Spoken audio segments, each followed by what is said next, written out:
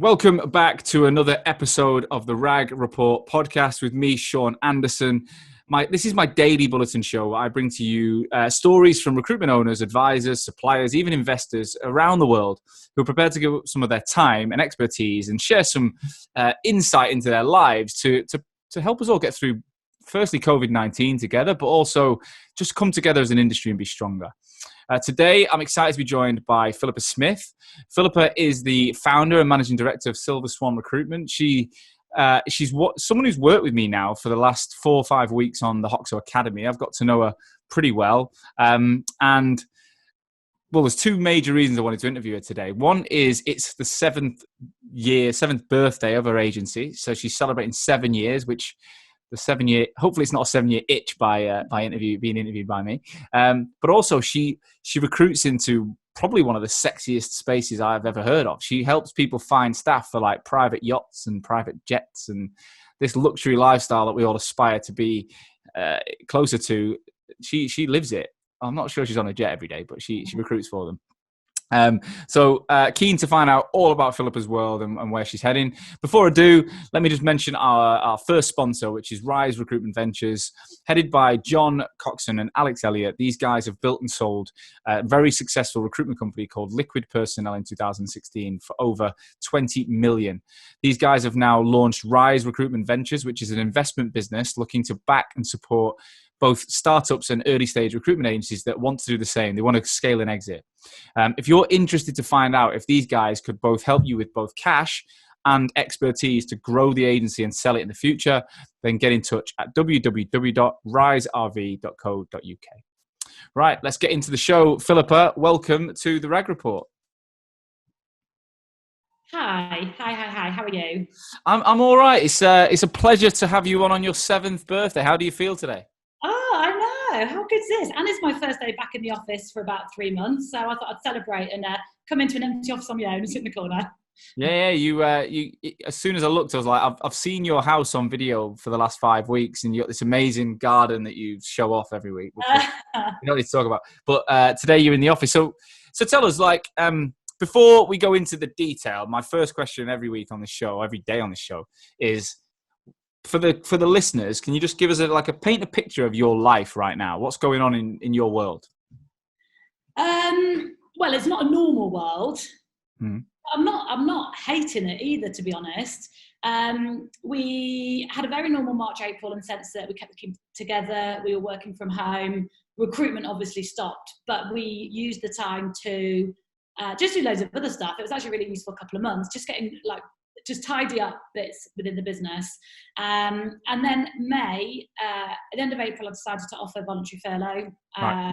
So 4 out of my team in London, there's 7 of us in London, took it just because they weren't busy. They knew it would help the company just for the month of May. And then typically 1 month into May, we start to get really busy again. So I pulled somebody straight back off furlough.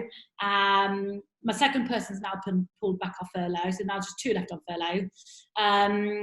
And yeah, things sort of picking up a little bit now. So it's feeling a bit more normal now than before. What's your personal life like? Tell us where you live and what your situation's like. From home. Offices here in London Bridge. Live down in a place called Coulston in Surrey. I've actually randomly just bought a house and put my house on the market, which is a bit of a random time to do that. Yeah. But yeah, live down in Surrey. I actually don't mind working from home. Got like a little office down in the garden. Been working out every day, which is good because I've been walking to the fridge every 10 minutes of every single day, which is doing my head in. But yeah, personal life in lockdowns actually been okay. Looking forward to going and eating somewhere than my kitchen now. Yeah, well, at least you've got the opportunity of things like Uber Eats. Because I've been doing that 75-day challenge. I've not eaten a single thing that I've not cooked. And it's great because you genuinely know what you're eating. You can tell that it's all good stuff if you make it so. But I do miss just something naughty. I'm just craving a little bit of naughtiness on the weekend. Yeah, I agree.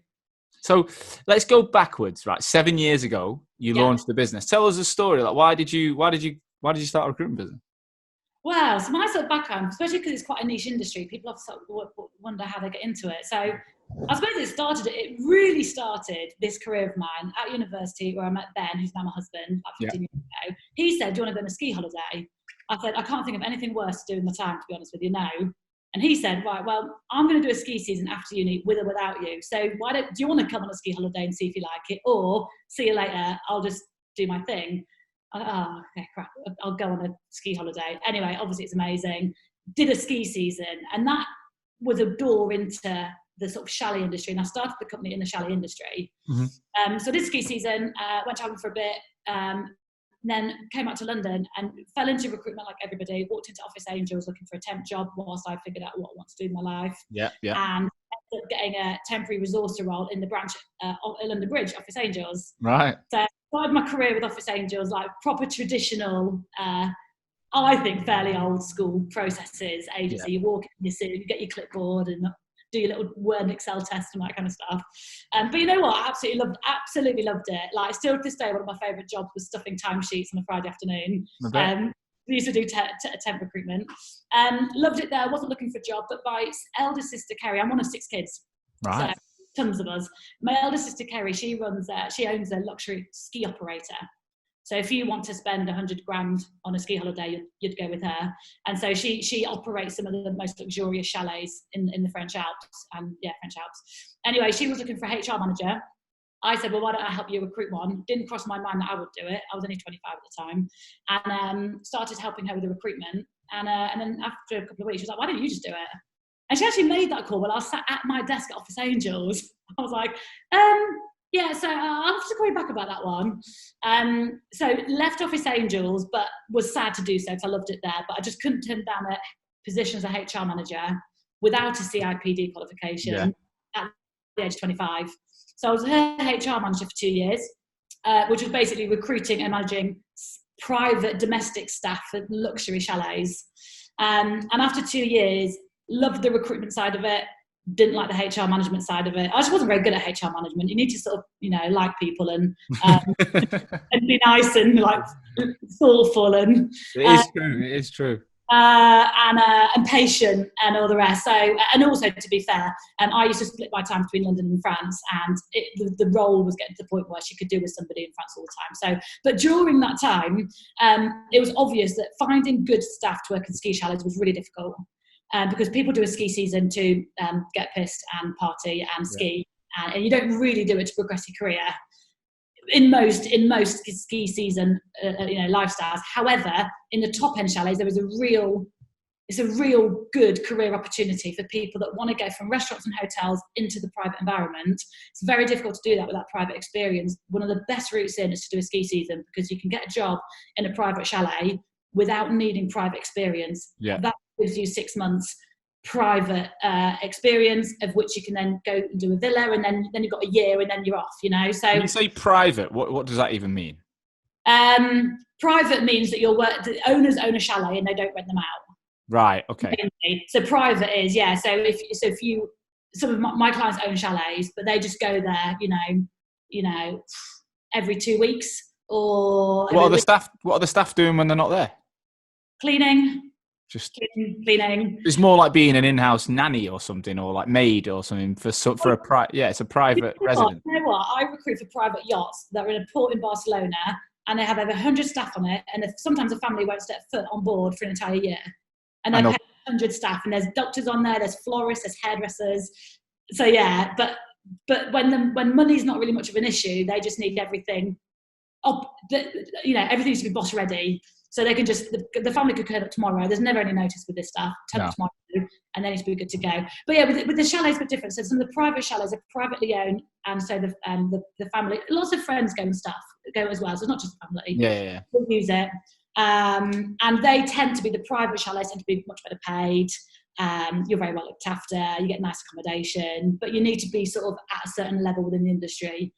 A seasonaire like me when I was 21, like that's not the kind of job I did. My 60 quid a week job. So anyway, so I was working in the private, recruiting for these chalets, and I think I was in a bar in Val d'Isere one night actually. Sounds likely. And I was with a friend, and over the course of about an hour, about 3 or 4 people had come in and were just stressing out about staff. short of staff. My chef just broke his leg. My chauffeur's not turned up. Staff are fairly flaky out there, and people injure themselves skiing. So staffing's a real issue, especially if it's Christmas Eve and your chef's broke his leg. What do you do?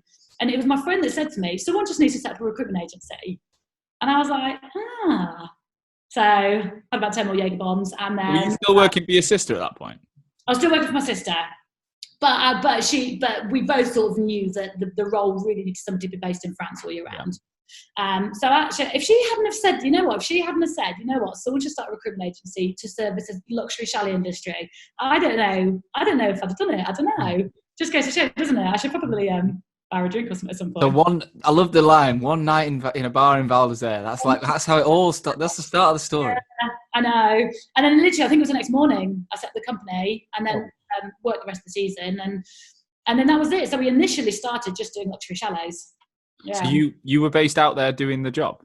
No, based from London. How it sounds like to me this is just, it feels so different. So where do you even start? Like you market to UK like decent hospitality staff and say I can get you a job in Val d'Isere or well, there are specific job boards. Yeah. Seasonal job boards. You know what? The market is massive. Yeah. The market is absolutely massive. The minute you sort of like dip your toe, and I've got loads of competitors, it's fairly saturated, to be honest, with recruitment. Loads of candidates, most of which are rubbish, few are great, so it's about finding the great ones. But it is a funny industry. The ski industry was a good place to start because it's a really small industry, and I had loads of friends from it. And because staffing's such a big problem, all I had to do was, email a load of ski companies, top 5-star ski companies, and just say, if you'd ever like support with your recruitment, give me a shout. And all of them are like, is it true what I've heard? Could you honestly help me find chefs? Is it true? Because there wasn't many competitors at that point. No one really was the chalet staff. So having an agency, when I was a HR manager, I would have loved to have an agency that I could have called on Christmas Day when I needed to find 2 more chefs, But you know what? One of my candidates and my clients, she was a lady I placed in contracting in insurance in London. She used to do her contract. I remember the first time I met her CV was really odd. So she would work in a London-based, like high-profile project manager role in a bank or an insurance company between May and December every year. Yeah. So I'm like, what does she do between December and May? And then I found out she owned a chalet. So she used to bugger off in December and she'd get ready for Christmas and she'd work till about end of April, ski, finish it all off and then lock it up, come back and work in the city. Yeah. And I placed her for like 4 years in a row and her life was, so she was probably the sort of client you'd work with, right? Yeah, exactly. Yeah. So like, you know what, it's a great lifestyle from a staff's point of view because so many people see hospitality as this job that you do when either you're young, between jobs, if you're from a different country and you're sort of trying to sort of get settled.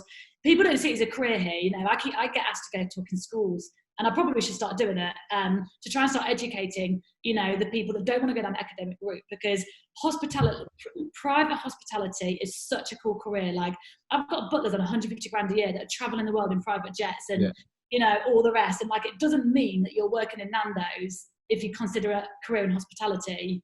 You could be doing some of the coolest stuff. I've got 21-year-olds on 8 grand a month out in the Middle East, that aren't paying any tax. Just do it for a year, come back and buy a house, It's an industry. God, I wish I'd have known you when I was that age. It's an industry that young people should consider. Or people shouldn't look down on sort of hospitality. And then also, people that are kind of, if you like, stuck in a bit of a rut where they've been working in hotel basement kitchens, and restaurants, and high-end restaurant, Michelin-starred restaurants is hardcore for chefs. It's low money, it's crazy hours, it's unsociable hours. Like it's not a particularly fun lifestyle, but you kind of have to like grind it out to get this experience. But these candidates need to just like have a little. Well, come talk to me really because. I could get like a 22-year-old chef that works in a basement kitchen at a 1-star restaurant and they can walk straight into a famous person's home and they're treated like royalty. They're like the star of the show. Like everybody loves these chefs. Do you know what I mean? Yeah. Like, it's so nice. Have you worked with any famous people you can mention that you've recruited for? Not that I can mention now. Oh, I sign NDAs with most of my clients. really? So you do work with quite a lot of people who are high profile. High profile people, yeah. Well, yeah, quite a lot. To be honest with you, when I first started 7 years ago, which is we used to do more celeb stuff. I actually avoid celeb stuff now because celebs are tight. Rich people in general are tight, to be honest. They're not actually the dream client like you think. Really? They're tight, they're demanding. Just some of the celebs, they're not as wealthy as they think they are. So, for example, celebs might go and charter a yacht for a week, but I've got clients that own 7 yachts. Yeah. So it's a different level. So we did some celebs, but I just didn't feel comfortable with a lot of the recruitment I was doing because candidates just weren't being treated very well. No. And yeah, it's all well and good to say you work for whoever, but like, what's the point if candidates the most important part of my business. So I'm not bothered about working with clients where they're going to have a horrible experience. What is your ideal client and what does that look like? Well, our clients now are way above sort of celeb level in terms of wealth. They're called ultra high net worth, ultra high net worth individuals, what we call them. We have a variety of different clients that we work with. Some clients that are so far out of reach that I deal with someone that's like so far removed from the actual principal. They're called principals. Where I might deal with a house manager, I might deal with a business manager. Sometimes I deal with wealth management companies, concierge companies. We sometimes deal with the wives. That's the trickiest. Yeah. When you deal with the wives, they are the most. If you can please the wife, you're laughing. So deal with PAs, and they're the sort of like ultra high-end client that we work with. And they're great because they have portfolio of properties, so we'll service a number of their properties. So they're good clients in that sense. But when you're so removed from the client, I don't know, I lose that bit that I love about my job, where you're that client sort of like relationship that you have. You just PA, and especially if the PA sort of like disappears after every year and they have a new PA and they've got no loyalty to agencies, they just want the best deal. And so actually our favourite type of client is sort of a couple of rungs below that, and they're still sort of wealthy and they'll have a house in London, they'll have a country estate, and they'll probably have a villa in Ibiza, and they're the ones that pick up the phone. They're lovely to talk to. They're all self-made, millionaires, billionaires, probably whatever, but they do the recruitment themselves, and they'll talk to us and we'll meet with them, and they've got the human thing there. Yeah. So that's sort of ideal client, really, above the celeb level because they're difficult to work for, but below the real high end where we're too far removed from.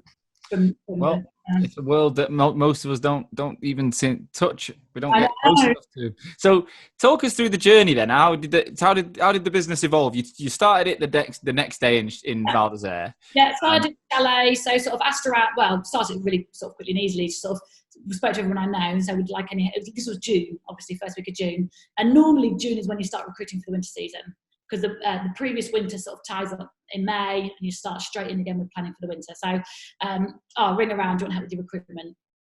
Send your CVs, it's free to interview, the usual shebang. And so and I picked up vacancy straight away. And the thing with chalets I'm trying to move away from is high volume but low margin, because it's only seasonal placement. They're only there for 4 months. They're not on particularly high salaries. But the volume's there, you know that these companies are going to be recruiting 10 chefs every single winter. So it's there. Yeah. So got really busy, lots of vacancies straight away. Did the first winter season, and it evolved pretty much from there, because the owners of those chalets would say, that went really well. We were really happy with the staff that we had over the course of the winter. We have a couple of villas. I don't suppose you can find us another Daniel and another Sarah and whatever for our villa. Brilliant. Picked up quite a lot of villa vacancies just with the same clients. And then it evolved with the same clients, because the same clients would then say, that was cool. I don't suppose do you have any candidates on your books that want permanent work? Because our house in Mayfair, we need 2 new housekeepers. And then brilliant. Then that's what we call private households, which is people's permanent residences. Yeah. And then before you know it, we've just bought a yacht, or my mate's got a jet, or, so it organically grew from the clients that we managed to obtain fairly easily from the ski industry, because we didn't have much competition and staffing's such a big problem there. They have multiple homes, and because we did a good job with them at the beginning, they just sort of kept us. And it's quite nice for a client having a one-stop shop, because the reason we're different to most domestic agencies is most domestic agencies do either private households, or they're a yacht agency, or they're a jet agency, and they may see themselves as being very specialised and the best people to go to, which is great. But then it just means that the client needs to have 4 or 5 different relationships with 4 or 5 different agencies, trying to explain the same thing to all of them. Because even though the properties and the yachts are all different, the family like this one style of staff, you know. So if they have a chef in their villa, they just like that kind of chef, whether on their yacht or in their villa or at home. They don't have a different type of chef for those different places. They just like what they like, a certain personality of person.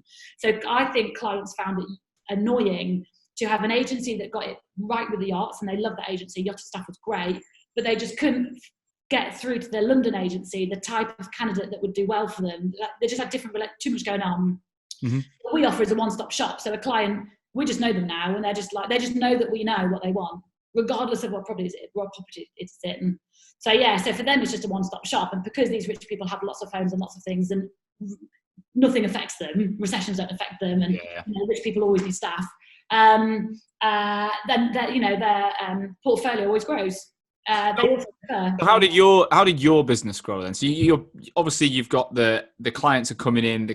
How did your headcount change as a result of the demand that you were quickly gathering? Well, I managed it a lot at the beginning because I am a control freak. I don't like delegating, and no one does it as good as I do, as all owners think. And it's not true at all, but it's what you think at the time, you know. Yeah. It's what you think at the time, and you just think, oh, it's quicker to myself. And then I always thought, because a lot of it was seasonal recruitment, you know, I don't want to be recruiting permanent members of staff, because what if next season was quiet? Or, you know, I didn't have much faith at the beginning. I didn't know what was going to happen. Yeah, you don't. Yeah, and then I think myself for, I can't even remember. It was myself for probably a year or less than a year. My brother came and helped for a bit. My sister came and helped for a bit. And then I just gradually one by one, I took a member of staff and 2 member of staff. You know when my business grew the most was when I fell pregnant. Who'd have thought? So basically, you had to step back. Yeah, exactly. I grew from 2 consultants to 10 consultants in about 6 months. Wow. I know, it just goes to show how much of an idiot I was at the time. Like, why don't I do that? But at the same time, we also took on quite a big project out in the Middle East, which tied in with that. But yeah, I put off, to all the women listening to this, I put off having a baby for so long just because, well, A, I couldn't be bothered. B, I just didn't think it would work. I just thought my career would go on massive back burner to have this baby that I wasn't that bothered about at the time, and blah, blah, blah. I only got around to it because I was getting old, and my poor husband had been waiting 15 years. And I eventually caved. And actually, best thing that ever happened, A, it's obviously Ace having a baby, but B, if I hadn't have fallen pregnant, it would still be me and 2 people grinding out this recruitment, thinking that I could manage it myself. And actually, it forced me to hand it over, and obviously, lo and behold, you know, things didn't fall apart, way better, and we could just take on more and more and more. So yeah, but that was when it grew. It was about 3 years ago. I'm interrupting this episode to bring to your attention our second sponsor. That's Odro. Odro is calling on the recruitment industry in absence of organised events to take part in what's called the Active Recruiter Challenge. The idea is that we'll all get together on the same day, Friday, the 10th of July, to run either a 10K or a half marathon. This is a combined effort from all recruiters to run from their homes and follow any route you want up and down the country. We're hoping that together we can raise money for a Teenage Cancer Trust. And in order to do so, we want all runners to contribute £25 in sponsorship. Fitness and charity, what a combination. To get involved, sign up to the Active Recruiters Club on Strava, then join the 10K or the half marathon from there. Strava will then track our times so that we can use them and find out how we are competing with our friends and colleagues. There's also a runner's pack with numbers and wristbands, which will be sent out from Odro once you get involved. Finally, see Odro's Active Recruiters blog for full details. Everything will be shared in a link to this podcast. If I hadn't have fallen pregnant, it would still be me and 2 people grinding out this recruitment, thinking that I could manage it myself. And actually, it forced me to hand it over. And obviously, lo and behold, you know, things didn't fall apart, way better. And we could just take on more and more and more. So yeah, but that was when it grew. It was about 3 years ago. I love that. My wife's just turned, well, she was 30 in January. still got no interest in kids. Like when you talk to her, you can tell she's not bothered. And I'm not bothered either, to the point where I'm pushing, but I'm nearly 34. Yeah. My dad was 30 when he had me, and so he's what? He's 60. Yeah, he's 60. He's 64 the month after I'm 34. And I guess I always thought he was a good age. I wouldn't want him to be much older personally. So I'm like, well, that's kind of in the back of my head.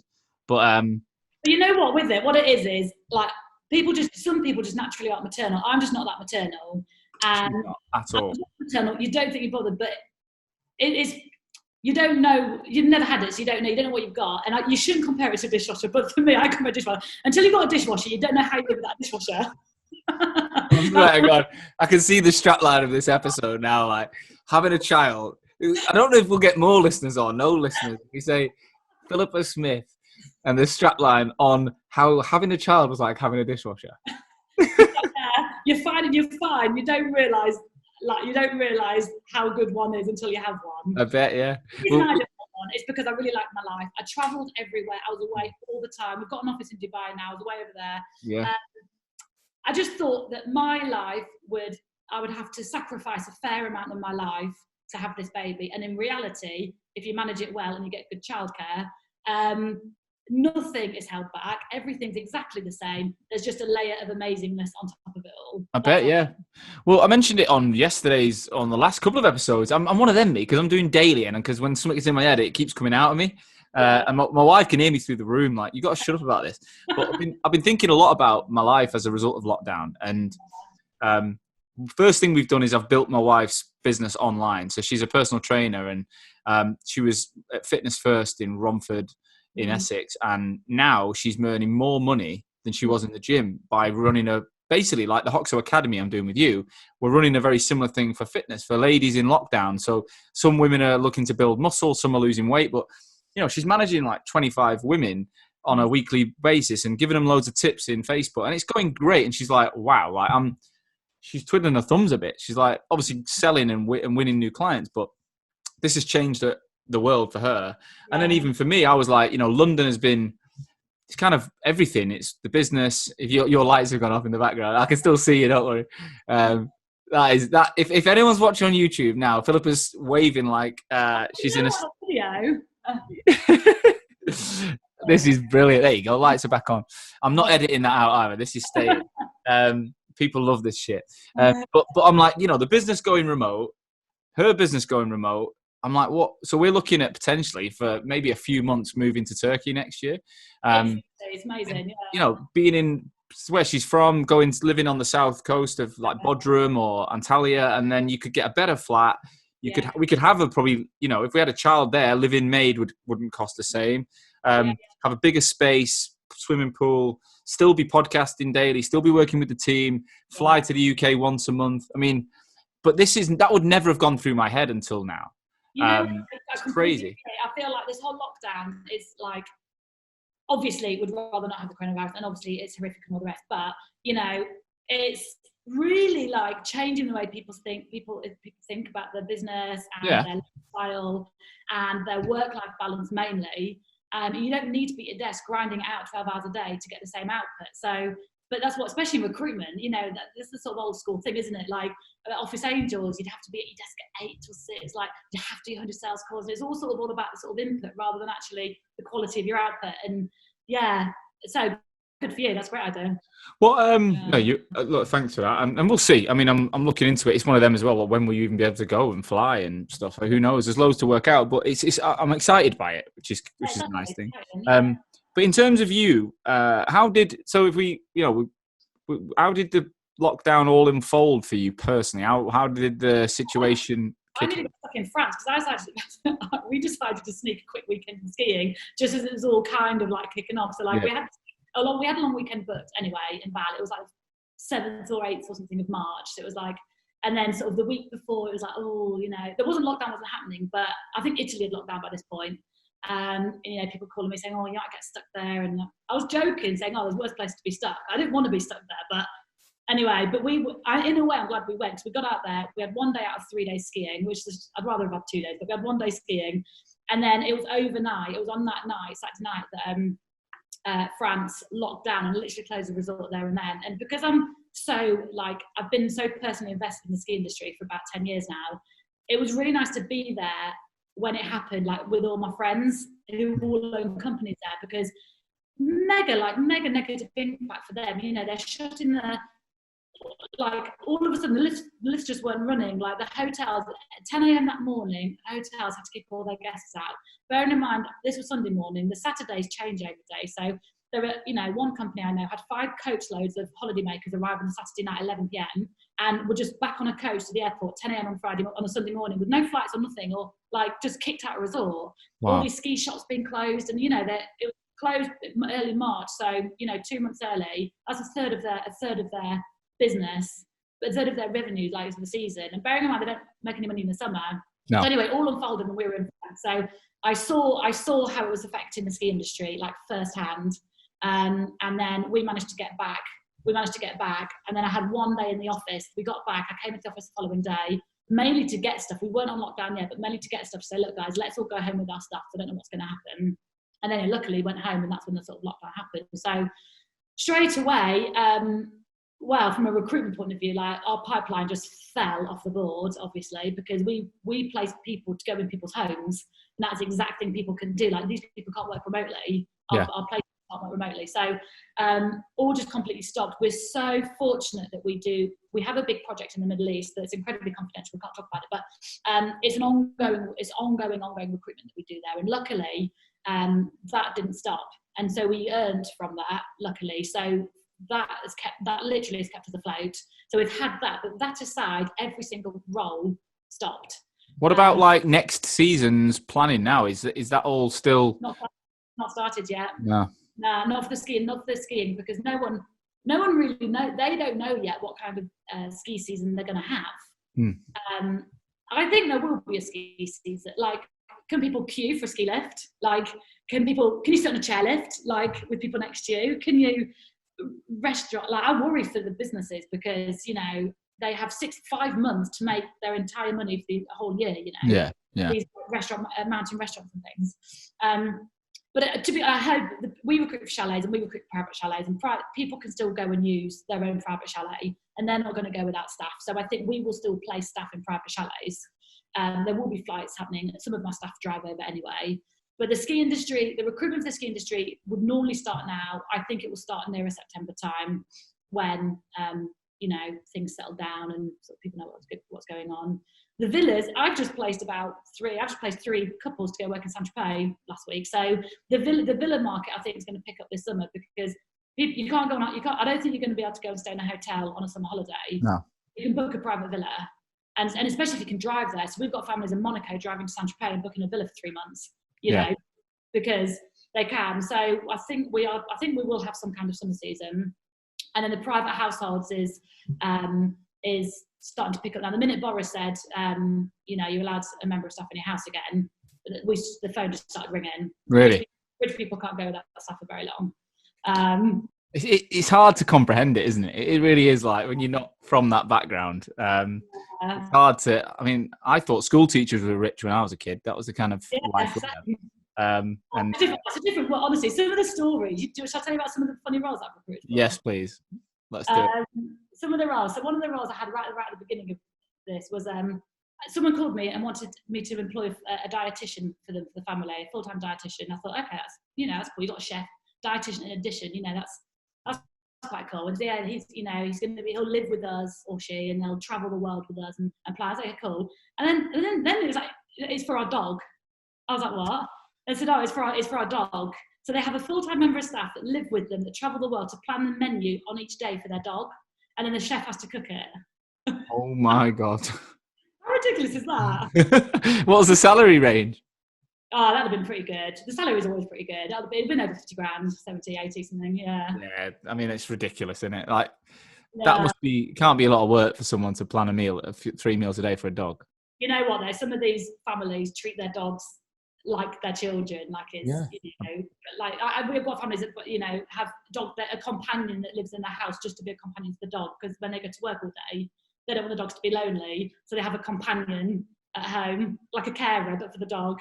We had another one, actually this was about a couple of years ago, we had an estate down in Surrey who wanted, and they've got loads of stuff there, and bowling alley in the house, and pools, and bars, cigar rooms, wine and cheese rooms, this kind of stuff in this house. And then they got a hair salon, they wanted a hairdresser in the house. That kind of made sense, fine. Yeah, the principal, he doesn't live in the UK. He's only here about 90 days of the year, fine. Don't really know what she's going to do for the rest of the year, but that's fine. Anyway, I thought that was it. She turns up for her trial. This man hasn't got any hair. He wears toupee.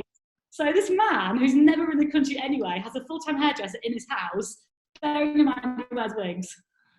Do they cut the wigs or not? Hey, just like maintains and treats maybe, or I don't know. I think it doesn't matter how much you'd pay someone. Surely that's not what people get into hairdressing for either. Like, that'd be quite a boring life. She bored out her brains. Yeah, bored out her brains. Yeah, we've had zookeepers. Like this is in Dubai. Dubai is the weird. We get mad stuff in Dubai, but yeah, wanted they've got like an indoor zoo. So I want like a zookeeper in their house. Weird, isn't it? A message from our final sponsor, Vincere. Vincere, if you don't know, is the all-in-one CRM ATS platform for recruitment and staffing businesses globally. Now, I first heard about Vincere, it feels like a while, it was about a year or so ago. And this business came out of nowhere from speaking to recruitment agencies. And I've always asked them what CRM they use when dealing with them from a Hoxo perspective. The same players usually used to come up, but this word Vincere kept coming up, and I was like, okay, I've heard this 2, 3, 4, 5 times. It must be an interesting brand. And now I hear Vincere almost as much as any other brand out there.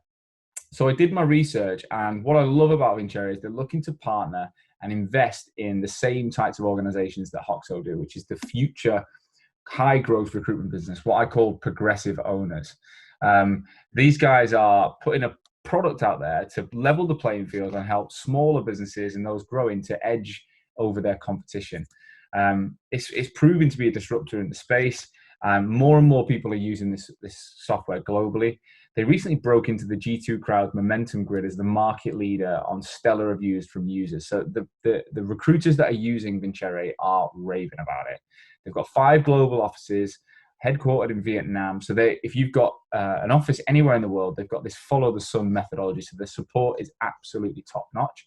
And also by sponsoring the RAG, they're giving a unique offer to our listeners. So if you're listening and you want to get involved, go to Vincere, that's vincere.io/RAG,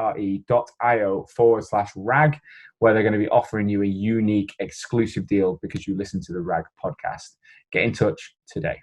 Yeah, we've had zookeepers, this is in Dubai. Dubai is the weird, we get mad stuff in Dubai, but yeah, they've got like an indoor zoo, so I want like a zookeeper in their house. Weird, isn't it? So how big's your Dubai office? Oh, tiny. We only opened that up last October. I've got 1 member of staff out there. Right. So, yeah. Well, I imagine that is a prime market for that luxury end of the world, right? And a lot of business over in the UAE is sort of like, it's all done with handshakes and no one signs there's no contracts out there and no one signs anything. And I think if you've got a presence out there, you're more likely to get business. So it's also, it's nice. I've wanted to, that's when I grow the agency. I never really wanted to have an agency in London with 200 staff in it, because the whole, USP or our thing really is it's a really small personable agency, and like we know all of our clients, we know all of our candidates. It's so different to a normal agency because it's such a private thing. These clients are telling us their intimate things. They're telling us all about their laundry requirements and their wardrobes and when they eat and what their routine their kids have. And it's stuff that it's intimate stuff. It's not typically B2B really. It's B2C, isn't it? It's like your clients are just people that are talking about their lives. They have to trust us. We are letting strangers into their homes. Have you got like really strict like regulatory sort of compliance checks and stuff you need to do? We keep way out of it. Way out of it. We're just an introductory service, but yeah, some households are fairly relaxed and decent referencing will do. But yeah, we've got, especially in the Middle East, it's all sometimes it could take 2 months to do a police background check, medical tests out there, and so quite thorough. Nothing's happened in the 7 years, but I'm kind of thinking, I'm like, please don't rob anybody, because you could easily could. Do you know what I mean? So you know what? It sounds like you've had a great time anyway. You genuinely, you can tell you enjoy it. You can tell you're passionate about it still, which is key. What What would you say you'd change if you could go back over the 7 years? What would you change if you could change one thing? About what I've done? Oh, what would I change? Well, I look back on some of the ways, because I was an experience when I started, if you like. I look back at like some of the, when you have these like altercations with clients and like, or issues with clients, you look back, sometimes I really cringe about how I managed some of them. And even some like staffing situations that we've had, like I've got regrets in some scenarios, the way I sort of manage things. But it's funny with leadership, isn't it? It all comes with experience, and you have to sort of like go through sort of, certain painful scenarios to sort of look back and think, I would have got staff in sooner, and delegated earlier. I would have done that.